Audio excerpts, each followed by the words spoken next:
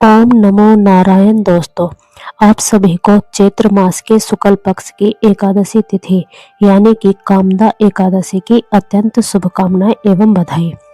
दोस्तों, आज की यह वीडियो बेहद ही महत्वपूर्ण एवं ज्ञानवर्धक होने वाली है, क्योंकि आज के इस वीडियो में हम जानेंगे कि साल 2026 में पड़ने वाली समस्त पापों का नाश करने वाली, मनवांछित फलों को प्रदान करने वाली और भगवान श्री हरि विष्णु की विशेष कृपा प्राप्त करने वाली कामदा एकादशी किस दिन पड़ने जा रही है। 28 या 29 मार्च, क्योंकि इस बार एकादशी तिथि को लेकर लोगों के बीच काफी असमंजस की स्थिति बनी हुई है। कोई 28 मार्च तो कोई 29 मार्च को एकादशी की सही तारीख बता रहे हैं। ऊपर से इस बार एकादशी चैत्र नवरात्रि के पावन दिनों के बाद आने वाली पहली एकादशी है, जिस वजह से व्रत की महत्ता कई हजार गुना बढ़ गई है। लोगों के बीच यह जानने की उत्सुकता और बढ़ गई है कि व्रत किस दिन रखें। ऐसे में आपको एकादशी व्रत कब रखना है, व्रत कब खोलना है, जैसी संपूर्ण जानकारी आपको इसी वीडियो में प्राप्त होने वाली है।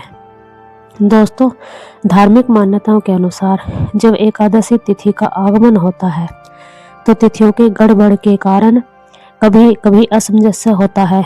ऐसे में हम आपको बताएंगे कि एकादशी का व्रत किस दिन रखना है, व्रत के दौरान किन नियमों का पालन आपको करना है। इसके अलावा चैत्र के इस महीने की शुक्ल पक्ष की एकादशी के दिन किन चीज़ों को खाना है और कौन सी चीज़ें भूल कर भी आपको इस दिन नहीं खानी है। इसलिए दोस्तों, वीडियो को अंत तक देखिए। वैसे तो हिंदू पंचांग के अनुसार हर माह में 2 एकादशी तिथि आती हैं, एक कृष्ण पक्ष की और एक शुक्ल पक्ष की, पर चैत्र माह के शुक्ल पक्ष में पड़ने वाली इस कामदा एकादशी का महत्व शास्त्रों में बहुत अद्भुत बताया गया है। जैसा कि नाम से ही स्पष्ट है, यह कामदा यानी सभी कामनाओं को पूर्ण करने वाली एकादशी है। बराह पुराण के अनुसार कामदा एकादशी का व्रत करने से व्यक्ति को वाजपेय यज्ञ के बराबर फल प्राप्त होता है और उसके समस्त पाप, चाहे वह कितने भी पुराने क्यों ना हो, नष्ट हो जाते हैं। जो भी इस व्रत को श्रद्धापूर्वक करता है और साक्षात भगवान विष्णु का आशीर्वाद मिलता है। इस एकादशी को अत्यंत फलदायी और कष्ट निवारक माना जाता है। शास्त्रीय मान्यता है कि जो भी व्यक्ति इस कामदा एकादशी के व्रत को रख लेता है, उसे अंत समय में सीधे भगवान के धाम यानी कि बैकुंठ की प्राप्ति होती है।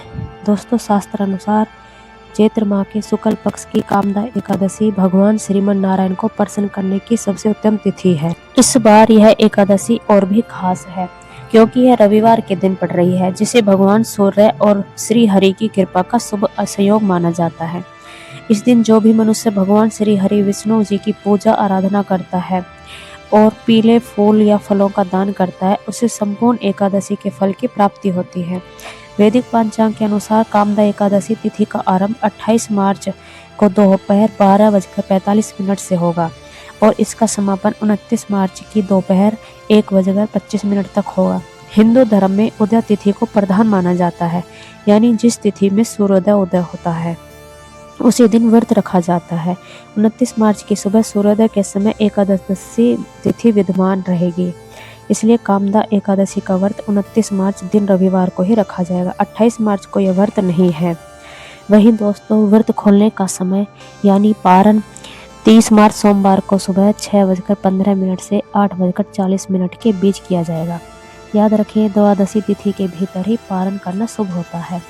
तो दोस्तों, आप निश्चिंत होकर 29 मार्च रविवार को ही यह पावन व्रत धारण करें और भगवान विष्णु की कृपा प्राप्त करें।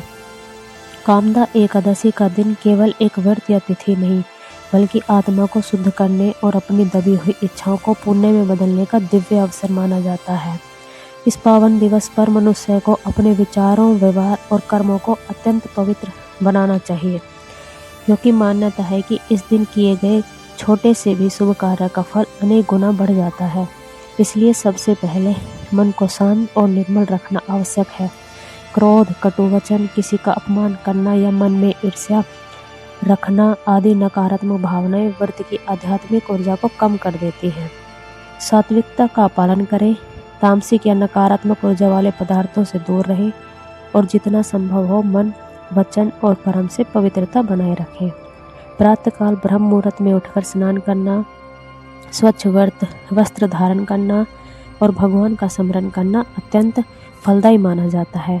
यदि आप घर में पूजा कर रहे हैं तो भगवान विष्णु की मूर्ति या चित्र के सामने फल रखकर दीपक जलाएं, तुलसी अर्पित करें और भगवान का स्मरण करें। पूजा के बाद फल को प्रसाद के रूप में ग्रहण करें। इस पावन दिन का वास्तविक संदेश है कि ईश्वर का सच्चा अनुभव और निष्कट भक्ति में छिपा हुआ है। वीडियो अच्छी लगी हो तो लाइक करें और शेयर करना ना भूलें।